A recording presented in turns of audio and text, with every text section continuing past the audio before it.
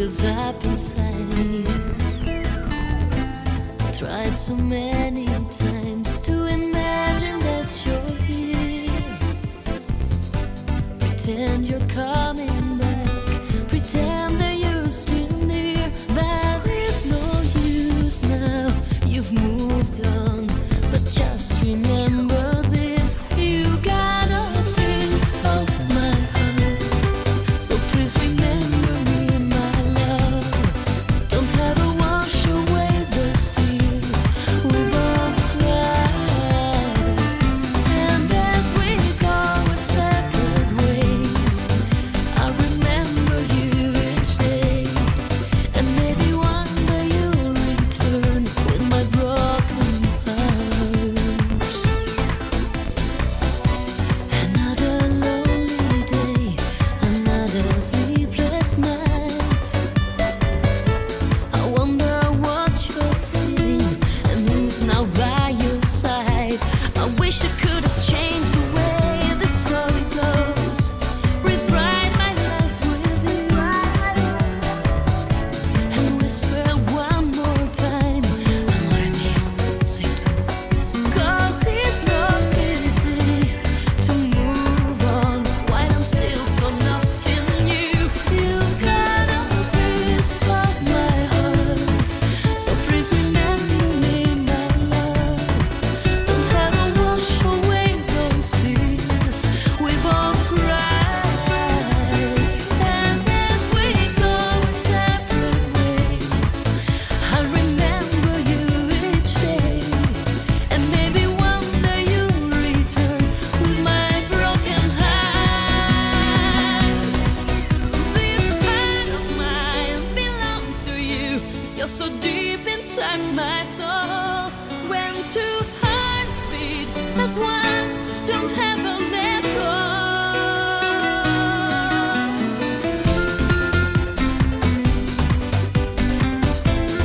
My love.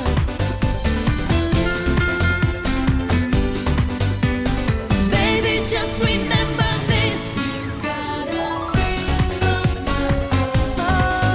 my heart. Remember my love. We both cried. And as we go our separate ways, I remember each day you return. One day you'll return. Maybe one day you've got a piece of my heart. So please remember me, my love.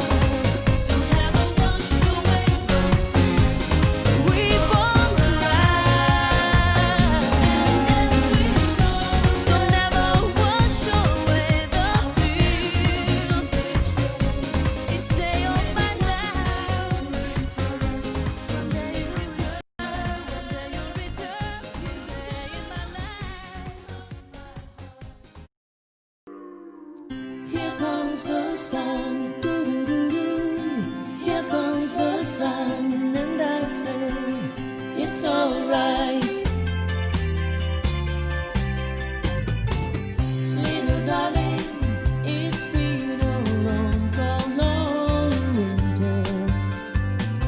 Little darling, it feels like years since it's been here. Here comes the sun, doo-doo-doo-doo. Here comes the sun, and I say it's alright.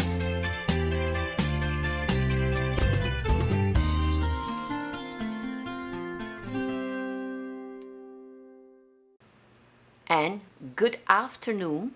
Hello everybody, sign language. Giada Valenti here in Las Vegas, 2 p.m. 99th day. I see all of you are commenting. 99 day together. Tomorrow we will be celebrating the 100th days together. Wow. It's going to be quite an accomplishment. COVID-19 actually has made this circle of love even stronger and nicer than ever, because I know many of you are watching. I see you there from New York City, where it's 5 p.m. We have learned all the time slot all over the world.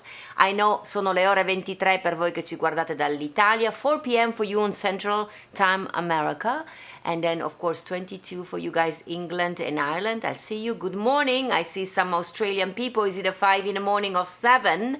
And we've learned that in South Africa, actually, it's midnight when we start at 2 p.m. here in Las Vegas.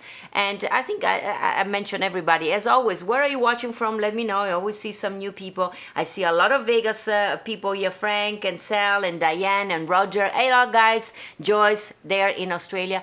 How are you doing, guys? 99 days. Today is Wednesday. Yeah, halfway the week. We will survive another COVID-19 week, right? It's going to be, for all of us, this is going to be soon a memory, but I mean, we had also some good time, and I'm very excited about today, of course, because, every time I have a guest, I'm getting very excited because I love to share these amazing people. And I know, thank you all for the comments of yesterday. I know you guys love Ron Dante yesterday. Amazing story is told all of us about the music history. And you're going to love also my guest of today. It's one actually of my favorite person in the whole planet. I don't think I ever told him, but he is. I just love him.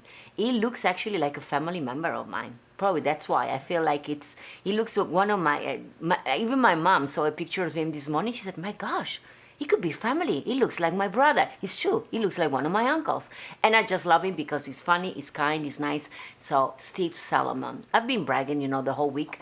And you guys, I see many of you have seen his comedy routine and you checked all the links I gave you. So thank you guys for doing that. Keep sharing, by the way, these videos, and keep liking and share with all your friends, because that's what the Circle of Love is here for, to share the good news and the good people that we have had in these 99 days together. So without further ado, let me start bragging about my guest today, Steve Solomon. You will find out. There is some Italian in there. Yeah, probably his name is Stefano. I don't know. We're going to ask him. So he's an author, an actor, a comedian. Already at young age, actually, he realized that he was a master in imitating accent and also a prolific writer. And he was already writing as a child, jokes and story. Well, this path surely was his destiny, but as a good Italian boy, because he was half Italian, he was motivated by solely his mother. We will ask if it's really true. This was written on the biography.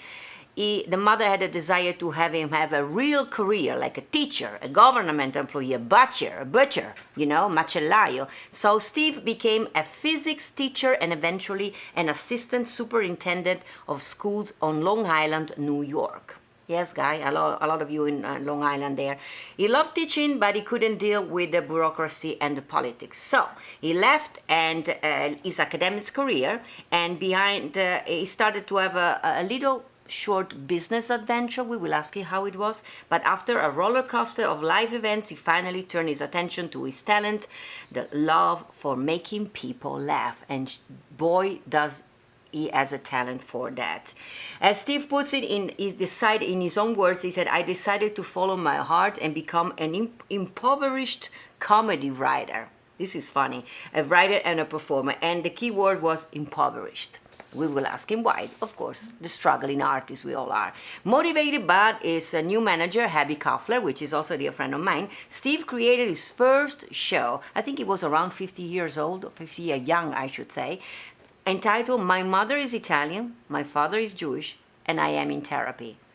I know many of you saw the show. It's just the best thing you can ever have and see. So with this show, he's a 3-time award winning, and he has received reviews, amazing reviews by everybody. And he has, I think to these days, maybe even more right now. On the internet, they say 8,700 performances. And he become one of the longest running one-man comedy shows in Broadway's history. I've catch his show before COVID-19 here in Las Vegas. Guys, there was no one single person that was not laughing like crazy. Steve has written 4 additional sequels to his original My Mother is Italian, My Father is Jewish, and I'm Still in Therapy. That's one of them. Then his hilarious holiday show, My Mother is Italian, My Father is Jewish, and I'm Home for the Holidays. You get the pictures, right? If you're Italian, you know what it means. And then another one, My Father is Jewish, and I'm Home for the Holiday. No, another one, The Battles of the Broadway's Comedians. I have to talk with him about this one because it's the only one I have not seen. And then another one that I have not seen, Cannoli, Letkiss, and Guilt. What is that about? I don't even know what the lead kisses. I'm gonna ask Steve. He's amazing. He's gonna teach me also some English words today. So another one that it's really beautiful. They said is like a Rocky story entitled "From Brooklyn to Broadway in only 50 years." That's how long took Steve to become the brilliant comedian that we all love and know. And it's an amazing book, that one.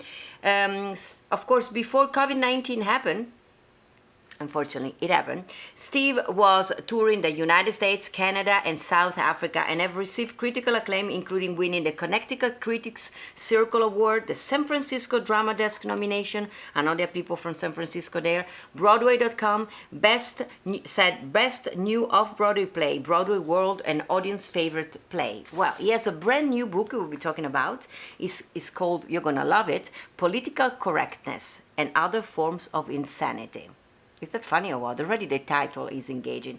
And it's getting, of course, with no surprise, amazing reviews already. So I'm so happy. I'm honored. And I told you, he's one of my favorite person in the planet. And I'm happy to share Steve Solomon with all of you. Steve, are you there? I am here and very humbled and kind of embarrassed. I'm not good when somebody pats me on the back, but you could pat me on the back anytime. I mean, you're gorgeous. You know, I love you, and you really do. I never realized you really do look like someone in my family. I have to share with you some pictures privately. You really look like one of my favorite uncles, my Uncle Reno. Yes, look at Uncle you. Paul, your Uncle Paulie talks like this. All right, my There Uncle we Paulie go. talks like this. You know, it's my Uncle Paulie. But those are that. The difference is, Mama was born in Palermo, Sicily, and so we have that part of the family, and it's just an amazing.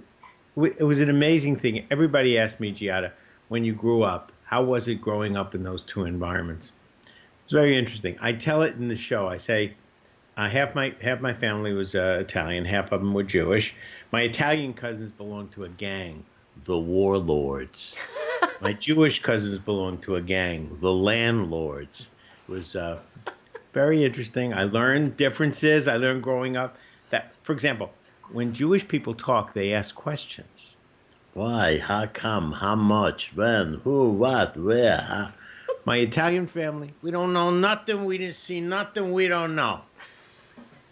When Jewish people tell a story, they put the onus of truth on themselves. You think I'm lying? If I'm lying, I should drop that right here. My Italian family, they put it on somebody else. Why? You don't believe me? You think I'm lying? If I'm lying, Uncle Vito should have a heart attack there, I tell you. So it was quite a deal growing up like that. Well, I must say, you know, they always say comedy comes from real life, and boys, are you? I mean, you would you consider yourself having had an easy life, or and your phone is ringing, and somebody booking you? Answer. No, Is somebody if it's a booking job, I'll be really excited about that. Hold on. We are receiving a phone Get call, rid you of know, that. because we're Get rid live. of that one. Maybe. If somebody's calling now, you know, we had Maybe- 51 cancellations. 51 because of COVID. I know, right? And we were discussing this morning actually that even for singers to do performance without the audience is tough, but for comedian, for you, it's basically impossible, right? It's impossible. You don't have timing. You don't have anything. You don't have a damn thing. You have nothing at all. You can't do anything, and it's amazing. It's just you go nuts, absolutely nuts. Yeah, it is. Can't do it. And this will be, Howard, do you think you're going to, this was one of my last questions, but you got me to ask you, do you think you're going to be writing some comedy about COVID-19 and all this It's stay hard at to home? write. You know, everybody. I'm sorry about the focusing. Everybody says, you know, there are some golden rules. You can't make jokes about dead babies, cancer. I stay away from politics. I stay away from religion. COVID-19. Well, I had something happen. I had to take a flight. And the problem is that my sense of humor, although my show it's universal, a lot of people don't have a sense of humor. And there's one group I learned in the world that has no sense of humor whatsoever. Please don't take offense. I'll give you their initials. It's TSA. The TSA has no sense of humor. How did I find out? I went to the airport, and the guy, who was from India or something, he says, "We're going to have to take your temperature." He comes over to me, and I went like this, okay, and I start to unbuckle my pants. "What are you doing?" I said, if you take it rectally, it's more accurate. We can do that. What are you talking about? So, no sense of humor, zero zilch. Can't do it. I'm thinking, Steve, that guy, that Indian guy, when he made a phone call to his family. Right. You're not going to believe what happened today. It's unbelievable. The guy wanted me to stick this thing in his butt. I can't believe it. What are you? I think he's still talking about. We have a Yeah. story for a lifetime. And I But- do it with a straight face, Giada, so Yeah, I know. they don't know how to handle me. But I mean, it's- I said it in the beginning. You found out that you were so funny that you just have, I had something, you makes fun, actually you make fun of what you think around you. You had it already as a child, right? I did, because I had a gift for doing voices. I could do my grandfather's voice, so I would call my mother and say, "Hello, listen to me. I wanted to talk to you. Is Nana?" And she would go, "Papa? Is it, what do you call it, Papa? Samana Beach, this is Stevie. I know it's a Stevie." She would go crazy. So I used to fool them all the time because I did all these crazy voices. One time I got in trouble. What did you do? I played hooky from school. I snuck out of school, and back then in the good old days, there was something called a truant officer. Kids today don't believe this was real. A truant officer was the attendance officer of the school who would call your house and say, "Why is Bill out of school today?" Oh, So you had to have a parent answer, or the parent had to call the school. So I remember once I practiced getting my voice really deep, like this, really low, so I could be my father, And I called the school and I speak to the truant officer. I said, "I just want to report that Steve Solomon will not be in school today. He's very sick." And the guy said, "Well, who is speaking, please?" I said, "This is my father." That was it. I got in that trouble. was it. How old were you when these things happened? Young.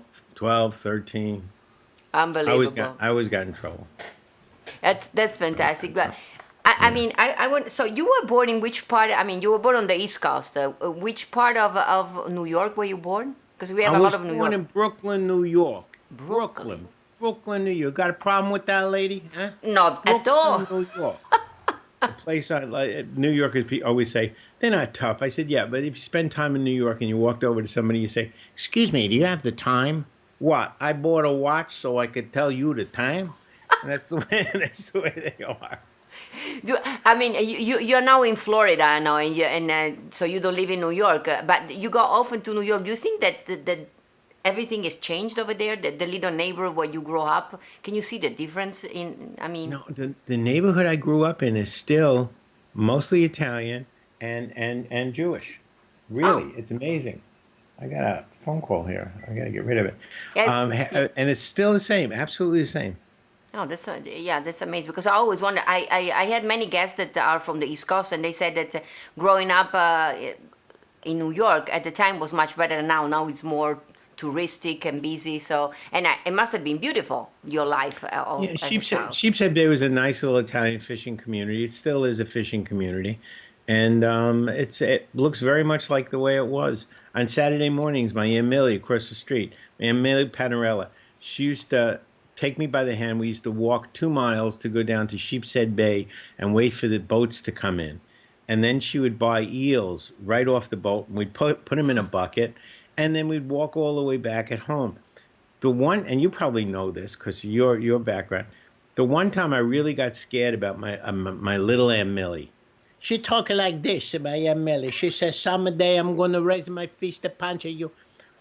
One Saturday morning, she was getting ready to prepare the eels, and she used to keep them in the bathtub.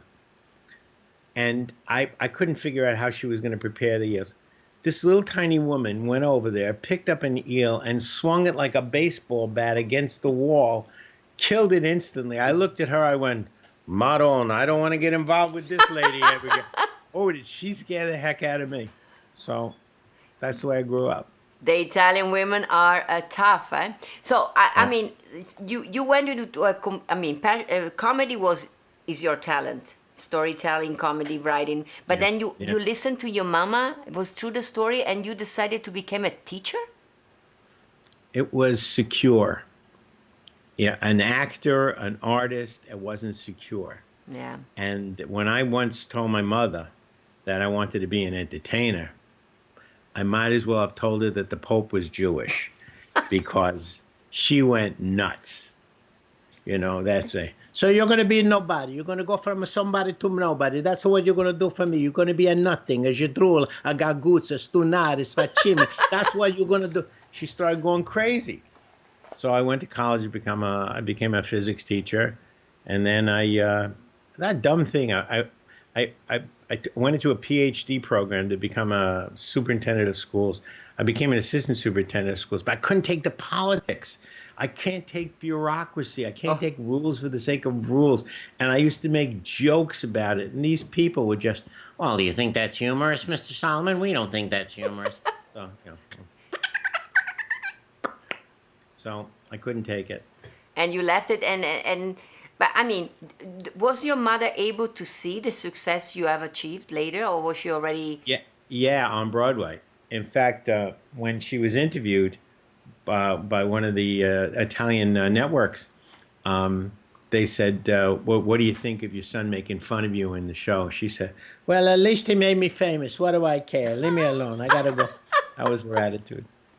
Oh, that's beautiful, though. Then I mean, I think she was happy to see the funny because I love about you. I mean, you're the living proof that sometimes you have to follow your heart. Even though I think every experience you had made you the successful person that you are now as a comedian, as a writer. But I mean, have you ever wished that you could have find the guts, I would say, to do what you do now, and you're so brilliant at younger?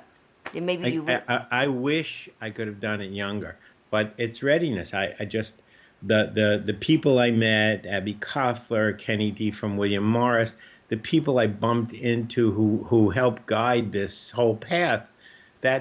And it wasn't overnight. You know, it's not like, congratulations, you won Publishers Clearinghouse $5 million. That's not it. It's years and years. And you and JJ know how long it takes to do this. Years and years. My show from Brooklyn to Broadway in only 50 years tells that story about how long it takes, and it's a lot of fun. The shows are a lot of fun, and the book is so much fun. 250 essays on political correctness because I'm politically incorrect, and I just may I? Yes. Shoppers, take a look. There it is, and book. people can buy it on Amazon, right? Just Google Steve Amazon, Solomon. It's on paperback and it's on Kindle right now. What is the book about? What is the book about? Thank you. There it is.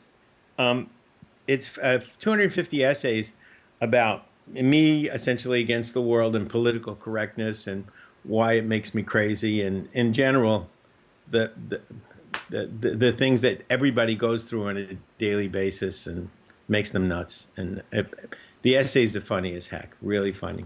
Is it something that you see as a play also, of just a book only? It's very difficult to be a play because it's not written like a play. Right. It's just essay after essay after essay, and each one is funny. And you recognize it, which is nice. You say, yeah, that happened to me. It's like when you call for AT&T for customer service, and you hear, thank you for calling AT&T for customer service. You go, wait a minute, what just happened? That's what happened with my father in one of the shows. He was having computer trouble. So I said, Papa, call them and they can help you. So I give him a call. So my father, a little old Jewish man who spent years trying to learn how to use a pill cutter, I called him. How did it go? He says, I called AT&T. Then I called Microsoft. I did everything he says. He says, close the windows, then open the windows. I'm freezing my ass off. I don't know what the hell's going on. You know, what makes you brilliant, Steve, I've seen your show, is that you have this kind of a comedy routine and things that are your life story, your parents, but actually we all go through the same thing. We all have... Yeah. Do you think this is what makes your comedy for everybody? Because I'm always you exactly, Giada. because when people leave the theater, you don't have to be Jewish, you don't have to be Italian. They go, oh, that was my uncle, that was my father, that was my friend, that happened to me yesterday, and it's universal comedy. It Yeah, really is. I think that's what makes you. Do you have more example? Because you always crack me up when you. I mean, before when we checked the camera, ladies and gentlemen, I was laughing already because, Steve, you're. I mean, you're like all the comedians. You're very serious and deep as a human being, let's say, but you always have something funny to say. You were talking about your lovely wife that just had an operation, and you crack me up. And she just had a knee replacement. And how do Yeah. you find your wife now in the house if you're looking for her? But she's it. I got her on camera right now. I'm just checking, see if she's sleeping. It's really cute because I people don't know how to handle me. It's like, imagine if all of a sudden you're walking down the street and you break out into song. Oh. They would be, surprised. They would say that's, but like day before yesterday at the hospital, the surgeon came in and he knows me, but he doesn't know what I do. And he says, Mr. Solomon, I just want to assure you that surgery is so-and-so and so-and-so. We'll be doing this. We'll be doing a whole new knee. So I said, let me ask you something. I haven't worked in months and money's a little tight. Can you put an elbow in instead of a knee? Is it cheaper? And the guy's eyes get really big. No, a knee's a knee. We can't just throw in an elbow. I mean, so... So you make everybody laugh. So the whole world is going around like, who is that guy? I love your sense of human. Can I ask you something? I mean, I know you tell it during how did you met your wife and how did your parents met? They met in Italy, near in Brooklyn, where? And at the end of the Second World War, I say it this way. My father met my mother in Italy in a restaurant. Oh. My mother was the bouncer. And that was it. No. Oh, you got me. I was like, what? My father would say, from the very first day I met your mama, son, she chased after me. I said, why? Because you didn't leave a tip? That was probably it. That's how they met. But the relationship they had for so many, many years, it boils down to they screamed at each other day and night. They wished each other the worst things day and night. But if anybody else said anything bad about either one of them, that was it. It was war. And a cute story I like to tell is when I picked them both up to go to the restaurant. Yeah. And I get Papa settled. I said, Pop, get in the car, so-and-so. He gets, I'm in the car. I'm settled, okay? And then Mama says, go upstairs. Papa forgot his glasses. So I run upstairs, and on the night table, his glasses, and I see wedged between the night table and the wall, a box of chocolate cookies. Now, my father can't eat those because he's diabetic, but there they were. So I brought him downstairs, and I said, Mommy, look, I found these hidden by Daddy's night table. If he eats these, he could die. She says, go put them back.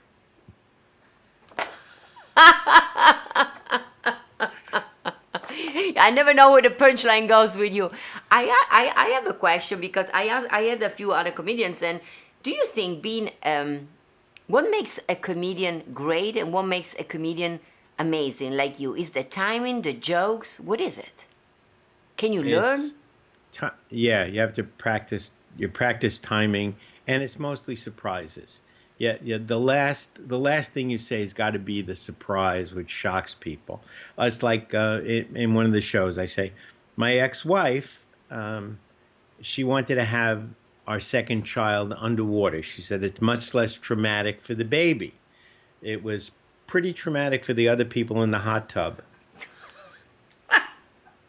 Yeah, it's true. You're definitely funny. Yeah. And I mean, people, if you guys go and see the show, you always do the show by yourself.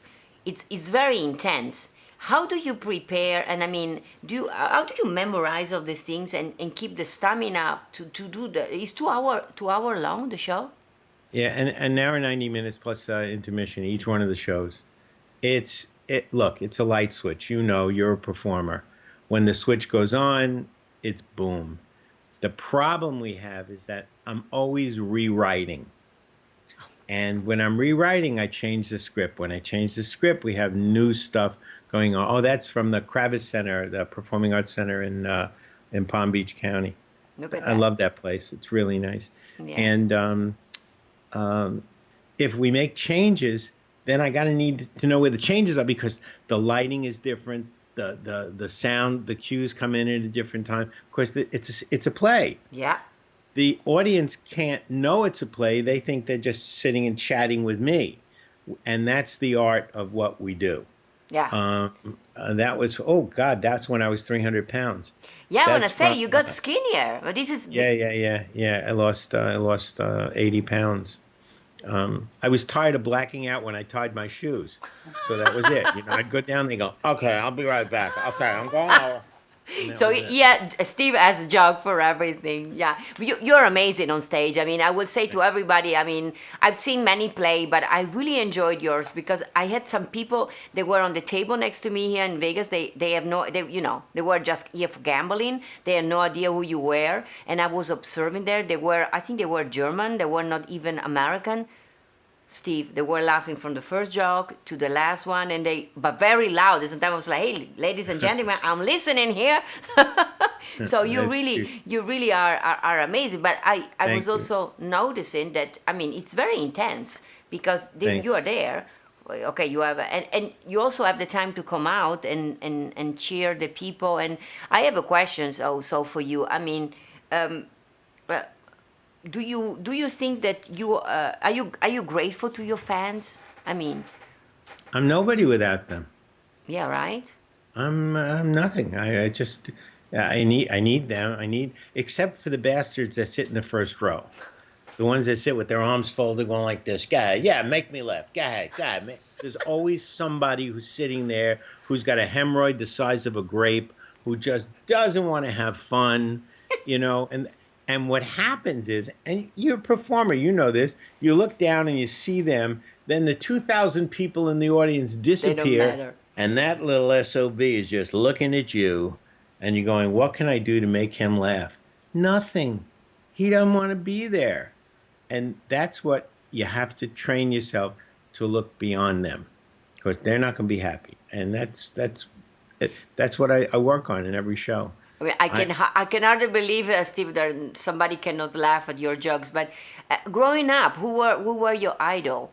Do you have a comedian? Oh yeah, you wouldn't know him. His name, one of the greatest, was Jonathan Winters. He was always on the early talk shows, the Jack Parr show, which became the Today Show. But he's the one who used to do all the sound effects. The arrow. And little doors opening, and zippers, and tapping on glass, scratching glass clean. Oh, wow. I used to practice these sounds as a kid over and over and over until I could get them, and I employ them into the show. My grandpa who lives upstairs, my Italian grandpa, Frankie, who would go to the bathroom at night, and late at night I would hear... And it was, I could tell he was going to the bathroom. So, those things. So next time I'm around you, I have to be careful. So one of these days you're going to make fun of my accent, though. I never noticed your accent. I never. You never? Ever, That's why you are my favorite people person in the planet. Yeah, well, let me tell you something, and your fans should know this. When Jane and I went to, when we went to Italy, we went to Venice a year and a half ago. And you said to stop by this restaurant.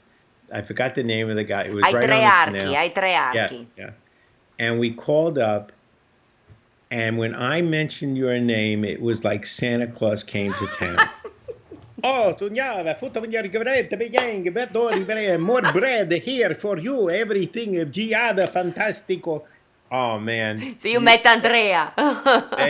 They went nuts when they heard your name.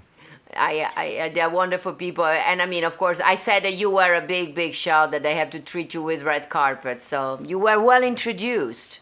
So that was very nice. Thanks. No, thank you for going there. And can you tell me? So you've been to Italy. Can you share some experience? Was your first time, or you have been to Italy before? Twice.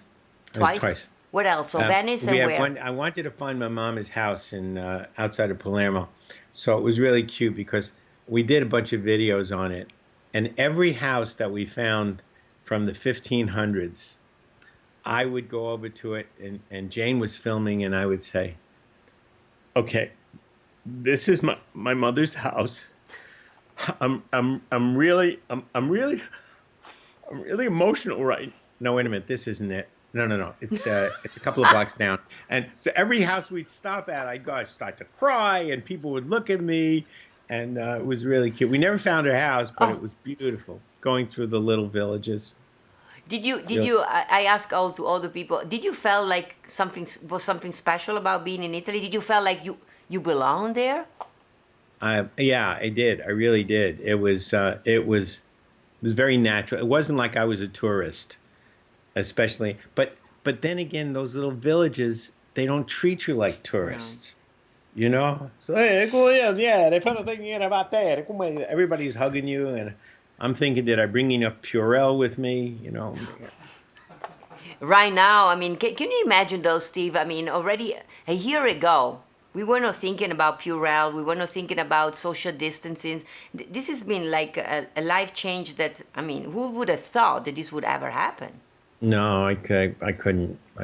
No, not even. The Purell is something I've used for 20 Yeah. years, but my God, it's just, it really is amazing. Yeah. And all my friends who used to make fun of me, oh, Steve, you're going to wash your hands again? You're going to wash your hands 15 times? Yes, and yes. That's Yeah. what I do. Yeah, we were talking this morning because I tell all the people, actually COVID-19 has been tough for all of us performers, because also for you, this would have been, how many performances did you have to cancel? And when are they moved to? About 50, 50. And they're going to be... It looks like 2021. I've been speaking to Abby. She's been working hard trying to reschedule everything. But it looks like 2021. If it's not 2021, hey, my next statement will be, welcome to Walmart. Can I help you? I want to know where that Walmart is, because I want to come to that one though, just to see you. Now, Steve, so you have this new book that of course everybody have to buy about. It's called Political Correctness. This is a nice title for me to say. Yeah, And political correctness and other forms of insanity. There is the insanity, book, yeah. and there you are in jail. Yeah, You put yourself in jail even before we were reading the book. So, yeah, I'm just so politically incorrect. It's ridiculous. I know it's difficult. It's difficult to say, but do you have one of your work where you're really, really proud of, that you're like? Can you pinpoint one of your books or play that is very That I'm proud you're, of? Yeah, that you. The latest one, which will start touring again, from Brooklyn to Broadway. Of course, the original one, my mother's Italian, my father's Jewish, and I'm in therapy. I never thought that would be the hit it became. The newest one from Brooklyn to Broadway in only 50 years is a lot of fun because it's very current. It's essentially me against the millennials. Oy. And the millennials drive me nuts. And I don't care if there's a millennial listening right now. You drive me crazy.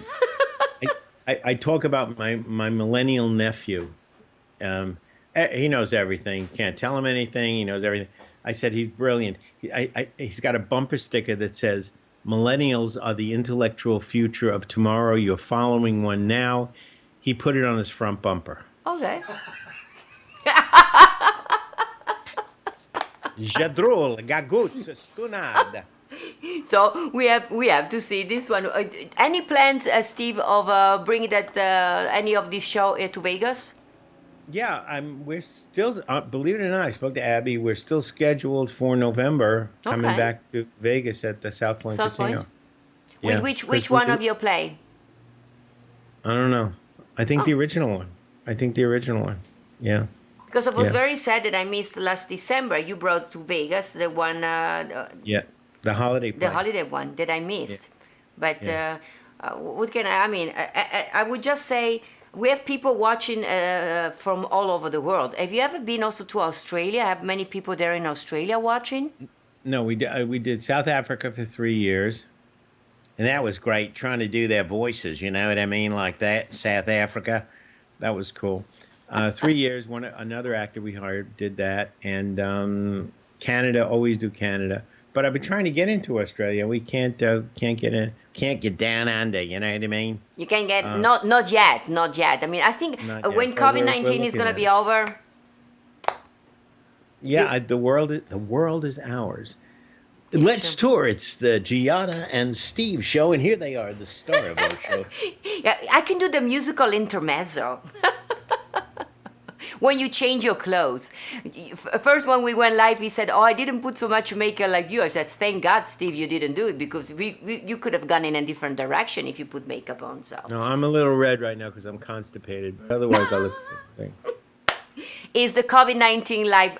I mean, Steve, it's always such a joy and a pleasure to see you. I see a lot of people writing comments there, so I will write you back. And guys, I will advise everybody, please get the new book. Go on Amazon.com, put Steve Solomon, and they can still buy all the others, right? If they haven't. Yeah. But there's another Steve Solomon who does gardening. This is political correctness. So, guys, anything that has to do with gardening is not our Steve Solomon. It's the wrong Not our one. Steve So, Solomon, no. yeah. If you see something about constipations or stuff like that, then it's you, right? That's me. That's me.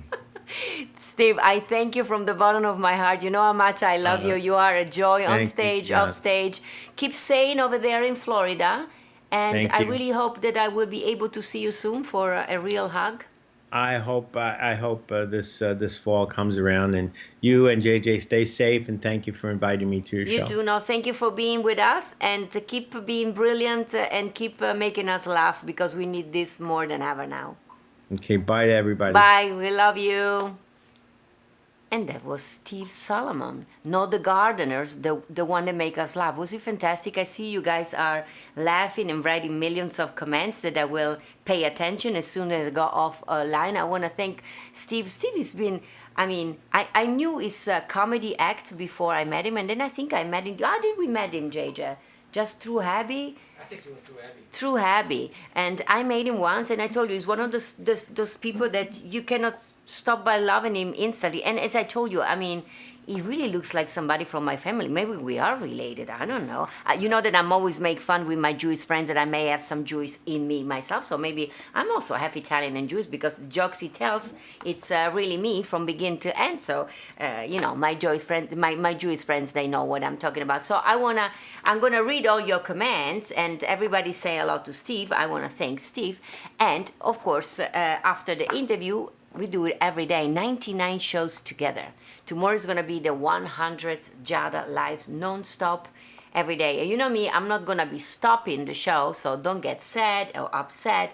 We're not stopping the show. We basically just, I'm going to have a couple of days off every week. That's all. We're going to start in July 1st with, we're going on Monday and Tuesday, and then we do Friday and Saturday, and we do the same thing. We're gonna have the birthday, we're gonna have the events, we're gonna have the guests, we're gonna have the cooking, and I'm gonna put back the singing because you know I am a singer, sign language for singing, and lately I've been only talking and interviewing. So because we had all this trouble with Facebook and everything, so and I want to thank all of you that you guys have been able to bring everybody on YouTube. Please continue to do so. And there you see the beautiful pictures of my dear friend Daniel Emmett, which I found out is also friend of our guest of today, Steve Solomon.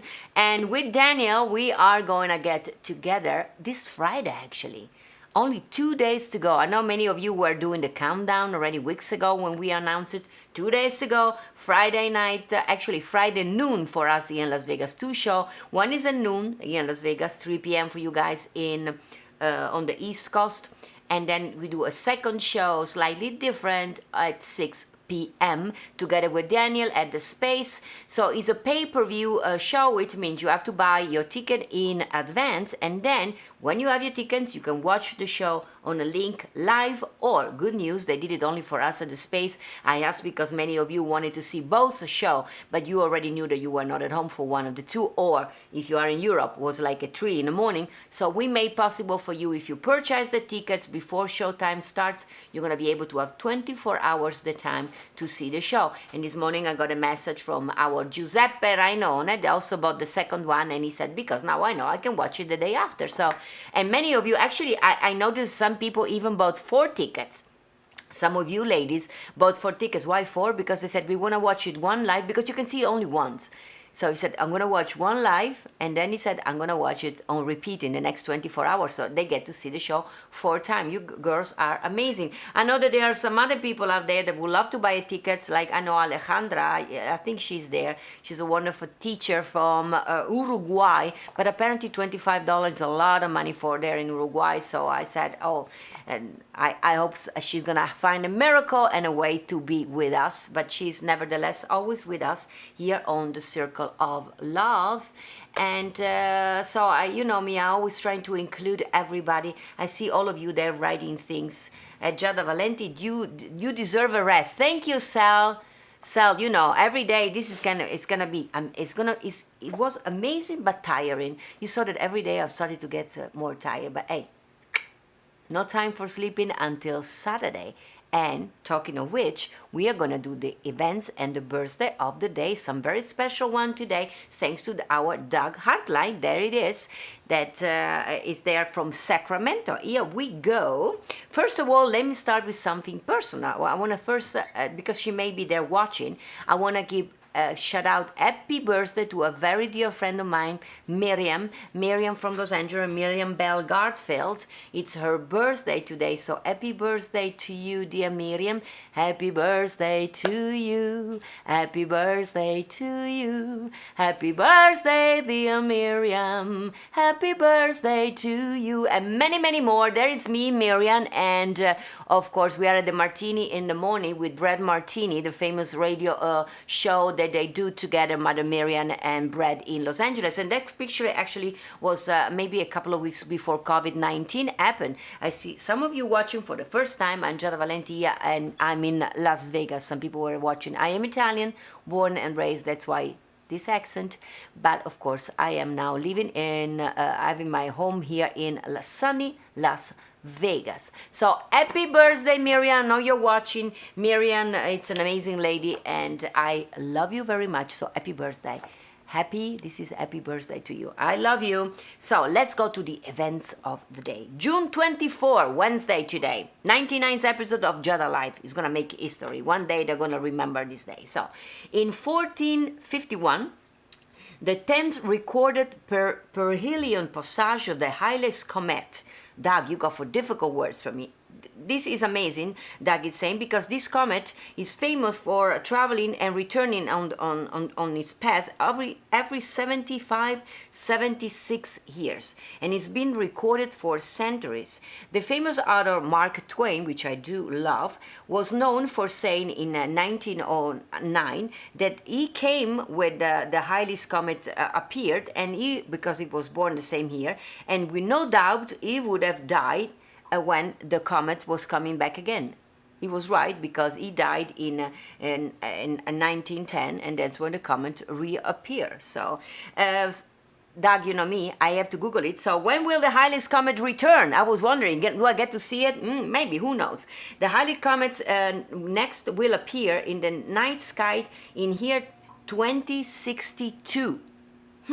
In orbits the sun every 75, 76 years, so it will appear then. And if you wonder when he appeared in 1682, 1758, 1835, 1910 indeed, and 1986. Other events of the day, leaving the comets. 1497, John Cabot claims Eastern Canada for England. He believed he had found Asia in Nova Scotia. Susie and Doug has traveled to that beautiful place. Here, JJ will show you a picture. And Doug said that it's one of the most beautiful places, actually ranked number 2 he has ever been to. And it looks so beautiful. That, of course, is a picture taken in autumn. In 1664, as Doug knows, I have many fans and friends in New Jersey. This day, the colony of New Jersey was founded. New Jersey, I love Jersey people. So, in 1664. And in 1880, the first performance of the whole Canada, a lot of Canada today, the song that would become the national anthem of Canada at the Congrès National des Canadiens Français take place in the city of Quebec. It's one of the anthems I have not seen yet. In 1901, the first major exhibition for Pablo Picasso, at the time 19 years old, opened in Paris at the Gallery of Rue Laffitte. I mean, it's funny that there's a painting he made when he was 19. He actually already started exhibiting his painting at 13 years old, but this was one of the major events comparing to the previous one. Unbelievable. And in 1916, Mary Pickford, who we have talked about before, has been one of the first movie stars of the United States and a founder of the United Artists with Charlie Chaplin, became the first female star, there she is, beautiful, to get $1 million contract. In those days, this was an inconceivable amount of money. Still is inconceivable to me, Doug, so good for her. And in 1958, Nina Simone, one of my favorite singers, released her debut jazz album, Little Girl Blue. Her life is amazing, Doug is saying. We all know she was the sixth of 8 children in a poor family in Tyrone. She started as a piano concertist. And one night she started to do piano bar in Atlantic City, and they said, you need to sing something if you want to keep your job. And she started to sing. It's amazing or not? Do you remember when we were talking about with Greg Field about Ella Fitzgerald? She wanted to go into dancing, and then she was pushed to do the nights like an auditions. And before her, there were 2 amazing dancers. So I had an open mind. She said, I'm not gonna dance after them. Let me sing. Thank God she did. And then we have Ella Fitzgerald. And one of the favorite songs of Doug is Little Girl Blue. And Doug said that her version became the most beautiful version ever, which is a great compliment because I know that song is being recorded by Louis Armstrong, The Carpenters, Rosemary Clooney, Sam Cooke, Doris Day, Ella, so many of our favorite singers. I never sang it myself, but probably I will learn it. Birthday of the day. Are you guys ready? Beside Miriam, that we celebrated in the beginning, today in 1789, I had to add this one myself, Doug, because it's very important in Italy. Silvio Pellico, Italian writer and poet and dramatist and patriot, active in the Italian unification, was born today in Saluzzo, Piedmont. There he is, in Piemonte.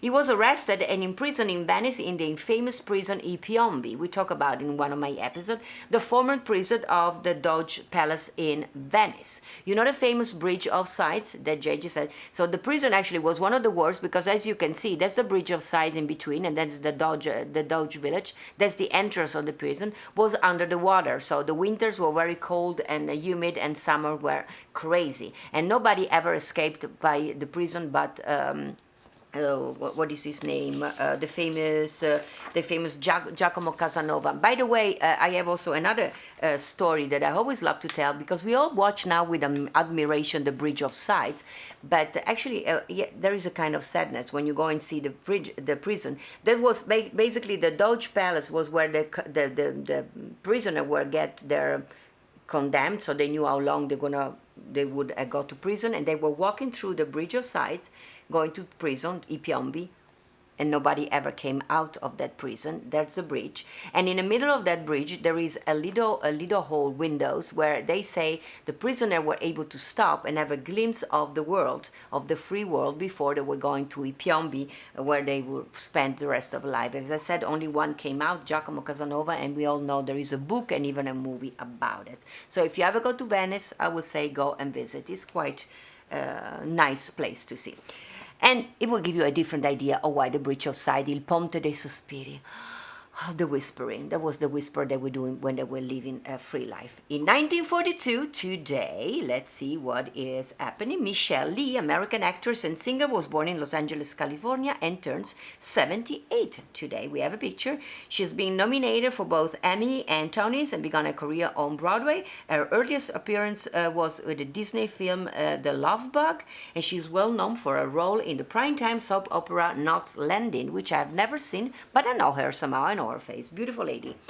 And today in 1947, Mick Fleetwood, the rock drummer for the Fleetwood Mac, another group that I love, was born in London and turns today 73 years young. Look at him. It's amazing. And in 1979, Mindy Kaling was born in Cambridge, Massachusetts. She's Indian, like the accent that Steve Solomon was doing before. I don't try to do, I will not attempt. She turns today 41 years old. She's a writer, an executive producer, director, and actress, and became well known for her role in the television show The Office, which I've seen, and The Mindy Project, which is on Netflix, and watch it because it's very, very interesting. 1987, somebody we love here in this family, and I look at JJ, we are soccer fans, in Rosario, Argentina, Lionel Andres Messi Cuccittini, of course, Lionel Messi, there he is, was born today. He's a professional footballer who plays as a forward and a captain with both clubs, the Barcelona and Argentina national team. Is considered the best players in the world and widely regarded as one of the greatest players of all time. Well, we always have discussion, JJ and me, but it's true, he's a great football player. Messi has won a record of 6 Ballon d'Or awards, a record of 6 European Golden Shoes. He has spent his entire professional career in Spain as a child already, playing with Barcelona, where he has won a club record of 34 trophies, including the 10 La Liga titles, the 4 UEFA Champions League, probably all things that you in America have no idea, but for us in Europe is big thing. And Messi has a record of 700 seniors career goals for club and country. Unbelievable. And another one I really love today, also with a touch of Latin America, is today was born Cheche Alara. We know it's today, we don't know the year. Is written nowhere on the Wikipedia. Is a Grammy and a Latin Grammy winning music composer, producer, music director, conductor, and keyboardist, and was born today in Buenos Aires, in Argentina. There's Cheche with his beautiful smile. Of course, Cheche has lived most of his life in Los Angeles and moved to the USA after receiving a talent scholarship for the prestigious Berklee College of Music in Boston, where almost all my musicians that normally I play with came from. He has been the musical director and conductor for the Grammy Awards premiere show since 2017 and also for the Latin Grammy. He won a lot of awards. He has produced many albums and won many Grammy awards. He worked with Il Volo, Thalia, Alejandro Sanz, Shakira, Miguel Bosé, Jose, so many, and also with me, because actually before COVID-19 happened, we recorded in LA 2 songs that will be released hopefully soon. There you see some of the pictures, me and Cheche, and of course I recorded Somos Novios as a duet with famous, legendary, I should say, singer and songwriter Armando Manzanero. I went to Mexico for that, and Cheche was of course one of the arrangers. Producer was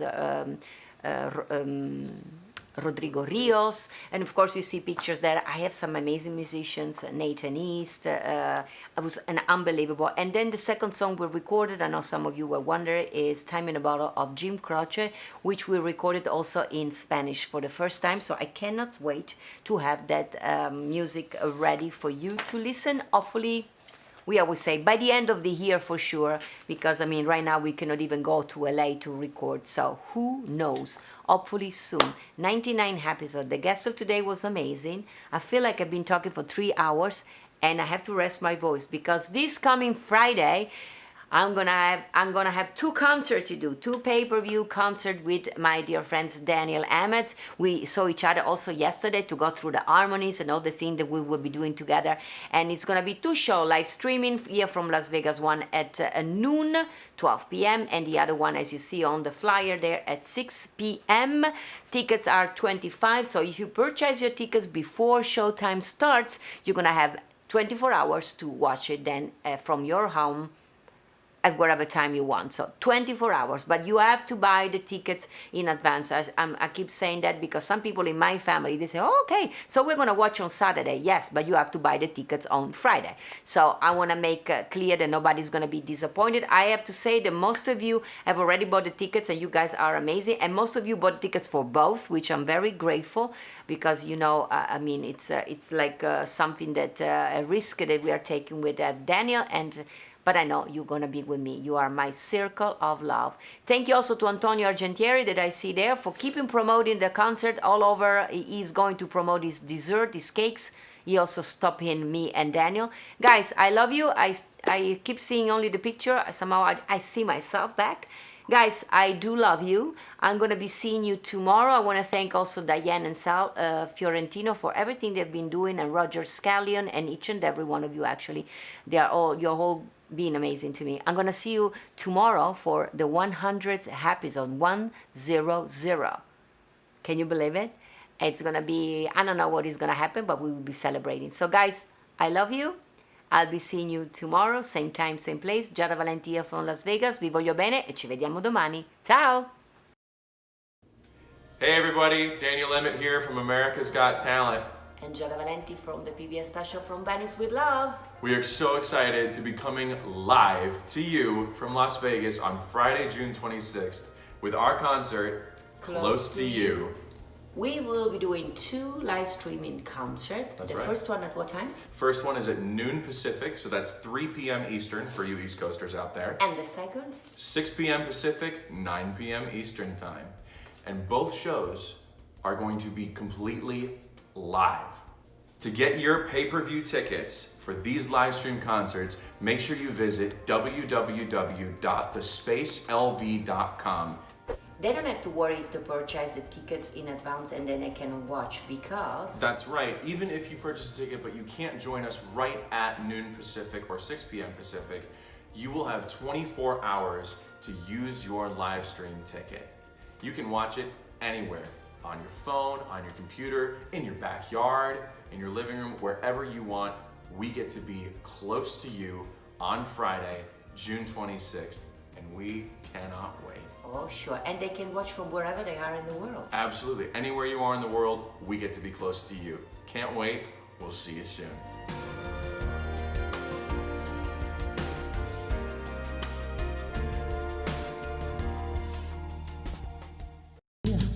Dankeschön, dear old Dankeschön. Thank you for seeing me again. Though I'm here in my solitude, I know you are there, and in my heart I smile again. And so I sing here in my solitude, waiting to see you, same time, same place, and I can't wait to say again, Dankeschön, Dankeschön, Dankeschön, dear old Auf Wiedersehen. See you tomorrow. A domani.